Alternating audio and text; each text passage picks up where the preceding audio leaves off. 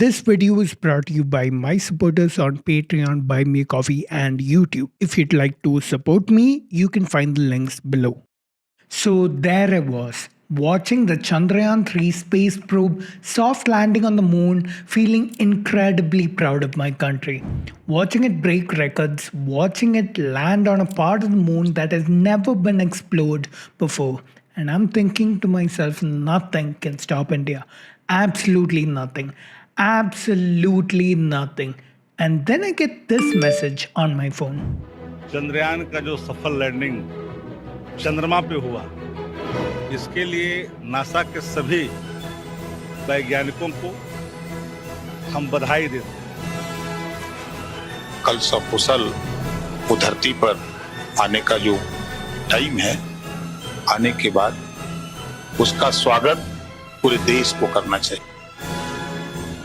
तो जो यात्री गए हमारे, उनको सलाम करता हूँ।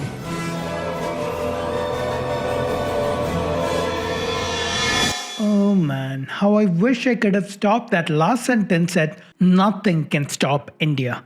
Absolutely nothing. Absolutely nothing. Absolutely nothing. My name's Pranav and you're watching Science is Dope. This video is gonna look very different from the other videos on my channel because I'm trying out a new format. I wanted to first address the question, why is a science channel addressing all this politics and religion? If you haven't noticed, over the last few months, I've slowly moved the topics of videos on the channel in the direction of rationality. I've moved away from pure science. The reason for that is mainly because most of the audience that are subscribed to this channel seem to be less interested in science content and more in content where I talk about how to think rationally about a topic. Now, there's nothing wrong with that. As a consumer of video content, you should watch whatever topics interest you. But as a creator, I had to make the financial decision to make more videos around such topics, especially given that I'm trying to run my content purely on audience support. That's a cue to support me on Patreon. Don't worry, my love for science hasn't gone anywhere. It's just that pure science content has taken a temporary backseat. I will come back with it probably on a different channel, but that's a plan for the future. Anyway, let's get back to Chandrayaan. Why am I not making a science video on this topic? The science of Chandrayaan 2 has been covered 1,000 times over by every channel trying to milk it for content. What can I add to that discussion that hasn't already been said? I don't want to be another Wikipedia page on Chandrayaan 3 listing out facts, forcing you all to sit and watch till the end of the video. Video काफी interesting है तो please इसे and तक देखिए। I'm sure everyone in the country watching YouTube right now would know Chandrayaan's paths, mission and history etc. by heart by now. No, I'll do something else. I'll talk about something that I feel is barely being addressed. The irrationality surrounding the launch. The launch only highlighted this. This irrationality is actually a problem that's been plaguing the country for a long time now. I've divided this video into 4 parts, each highlighting the irrationality that can hold back the country's progress. First, I have to talk about the Chandrayaan launch. It's the math and the physics and the engineering and the innovativeness that got us to the moon. Some people don't seem to realize this. The people doing all these prayers and pujas have no idea they're doing absolutely nothing to help. If the math and physics are not perfect, the landing will not go well. It doesn't matter how much you pray. If the math and physics are perfect, the landing will go well. It doesn't matter how much you pray. So what's the point of all this prayer and worship? I'm sure I'll get comments below saying that this is something harmless. I don't think so. This is only adding to the unscientific temperament in the country at best, and potentially adding to the regressive thought that we have plenty of. I've shown you how harmful that can be to people, be it their health or their money or their life decisions. Blood cancer 3 महीने में अच्छा हो जाता है। I have multiple videos that talk about the various narratives that go around trying to connect religion and science. You can watch them and get an idea of the scale of the problem. There's more that happened around the launch. During the news coverage of the event, we had special guests like Baba Ramdev and Sri Sri Ravi Shankar. How would these godmen and fraudsters and scamsters in any way relate to science? Ramdev scammed the entire nation during a pandemic by claiming he had a cure. Why are these people hailed in high regard in the name of science? My blood literally boils when I see such regressive attitudes highlighted and brought to the forefront every time there is a scientific event that happens. All of this negatively impacts the progress of the country. We've got more. The ISRO chief S. Somnath's recent statements. I'm sure he's very highly scientifically educated and qualified, and it's impossible to be in the position that he's in without solid scientific knowledge. But his scientific temper is questionable. I've explored his statement in more detail over on my second channel. I'll link the video down below if anyone's interested. But briefly here, he said that science originated in India and in the Vedas and went to the West and came back to us as discoveries of Western scientists. In a speech, he mentioned several fields of knowledge that originated in India, like metallurgy, physics, chemistry, math, etc. While I agree that many groundbreaking ideas that contributed to human knowledge certainly came from India, the statement he made is an oversimplification that lacks nuance. Societies everywhere contributed to human knowledge, be it the Greeks or Babylonians or the Egyptians or the Chinese, etc. And trade and exchange of ideas took place between these societies.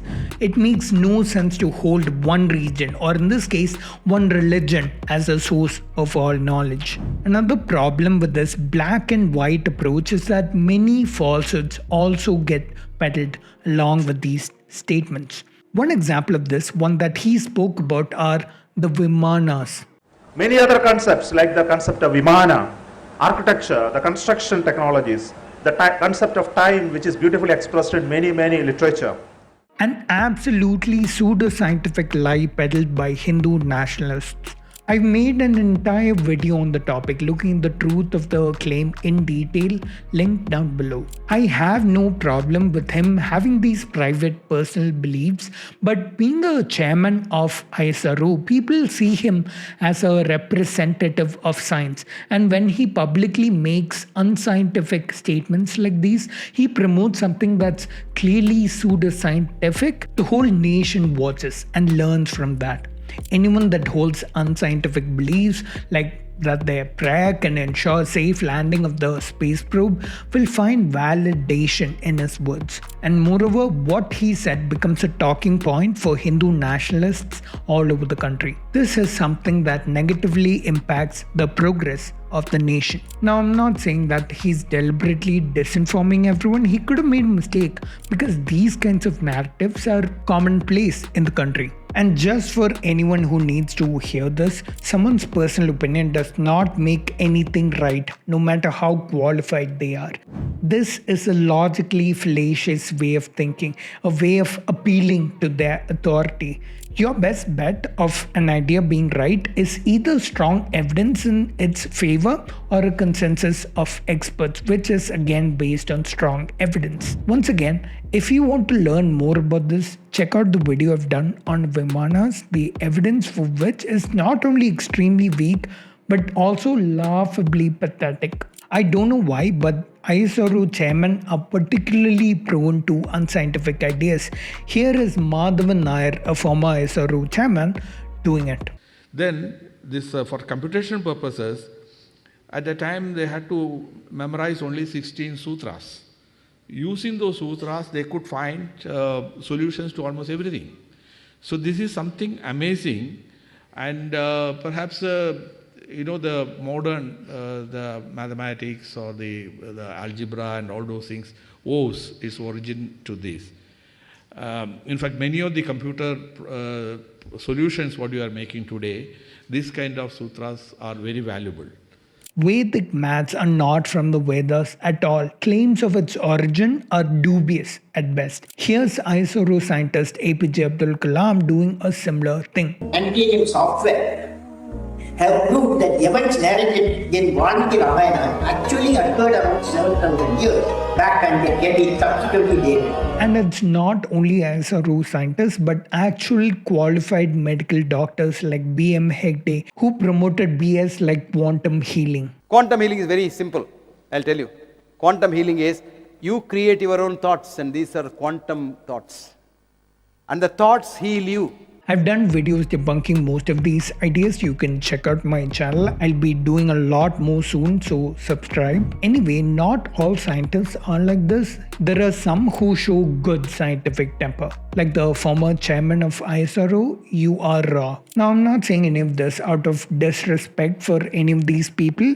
They were all great scientists who helped the country progress. But at what cost? That's a question that is not asked often enough. Let's move on to something else the Indian government does that is a huge issue.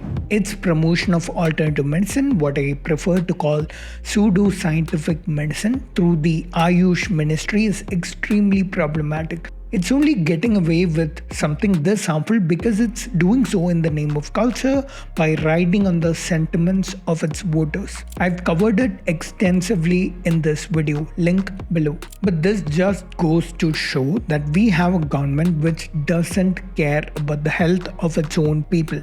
Not only that, it wastes the prime years of many of its young citizens by having literal 5-year courses in alternative medicines like Ayurveda, homeopathy, etc. Courses that these people unknowingly enroll onto. Why do we even have these pseudoscientific courses? All of these seem to me like an attempt to legitimize pseudoscience in the name of culture and tradition. This is also something that's pulling us back on the path of progress. This sort of national promotion of pseudoscience does not stop with Ayush medicines. Astrology is legally recognized in India as a science. The most pseudoscientific BS practice that has been shown to not have any evidence. Did you know you can earn a degree in astrology in India? The exact same thing can be said of Vastu Shastra, a complete pseudoscience of architecture of a house that maximizes the quote-unquote energies in the house to supposedly enhance the well-being of its residents. Every year, so many people fall prey to ideas like these, something which has absolutely no proper evidence but is still promoted as an ancient science that you can actually earn a master's degree in. All you can do with these degrees is run your own consultation or join an app like this where all you're doing is scamming your clients or giving them false hopes. I've not yet made a video on debunking Vastu Shastra, but it's coming soon. Stay tuned. I know someone who had to move out of a house he bought, spending an entire fortune in the process, all because an astrologer said so.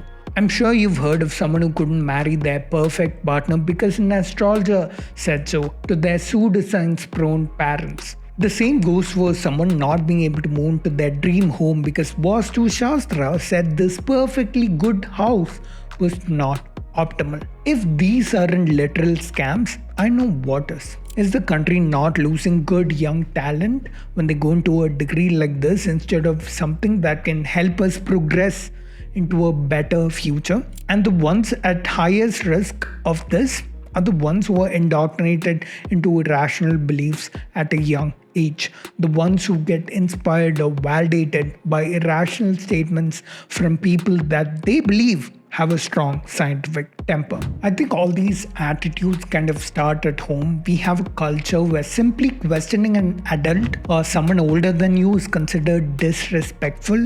I can assure you that most of these pseudosciences are a result of authority going unquestioned. Questioning everything and just saying, I don't know when you don't have enough evidence to conclude an answer is the best way to think critically. And just because of that, I can probably make an entire video on this. And critical thinking is the most powerful tool to understand the universe and do science. Chandrayaan 3 has shown us that science is the clearest and most obvious path to progress. And it's not just space science, it's also medicine and technology and transportation and infrastructure and energy.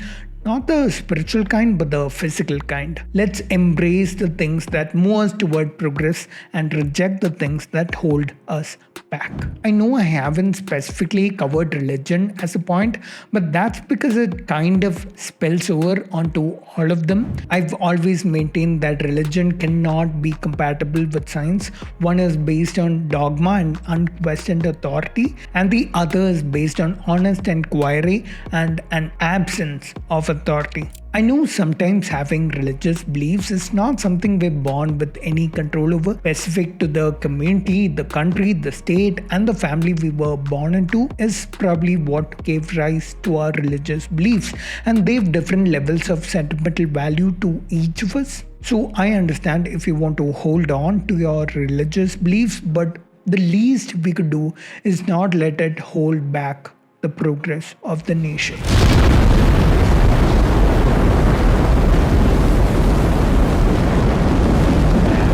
If you like my content, feel free to support me using any of these options, links down below. I've been trying to run this channel without any sponsorships for a few months now, and your support is what helps me. If you do choose to support me, then you might get your name displayed on the video like these wonderful people. If you like this video, you might also like this one where I talk about the topic of Vimanas, the supposed ancient Indian flying machines. I'll see you in the next one. Till then, remember, science is dope.